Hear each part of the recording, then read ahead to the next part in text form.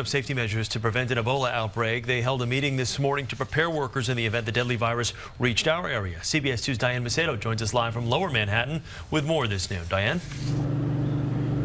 Chris, and city leaders are promising to make this the first of many meetings aimed at opening up the lines of communication between the city's leaders and its workers. Now, the idea here is that public workers are often the city's first line of defense in a time of crisis, and so city leaders want to make sure that they are prepared should they have to deal with any Ebola cases in New York City. And they also want to make sure those workers know that city leaders are making their safety a top priority.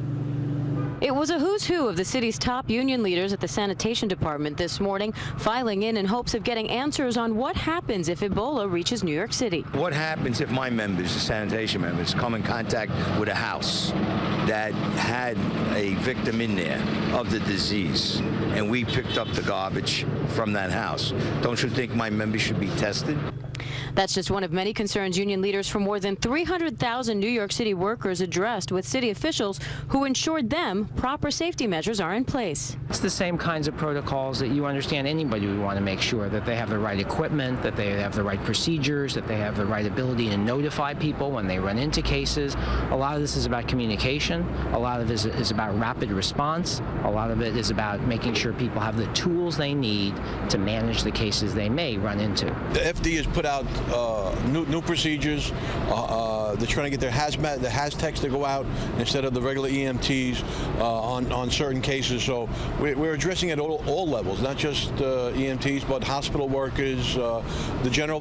This meeting was for all city workers. As for the recent spread of the disease to healthcare workers in Dallas? What happened in Dallas was a tragedy, and we have all learned enormously from it all across America. But look, New York was never in that same position. New York has always had some of the finest emergency response people, healthcare workers.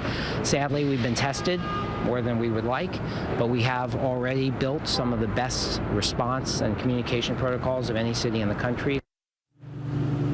Leaders say the other big objective here was to dispel any myths about Ebola in hopes union leaders will do the same among their membership, and those members will then do the same in their communities. They also stress that this is all being done as a precaution. There are no cases of Ebola in the New York area and no reason to believe there will be anytime soon. Live in Lower Manhattan, Diane Macedo, CBS 2 News.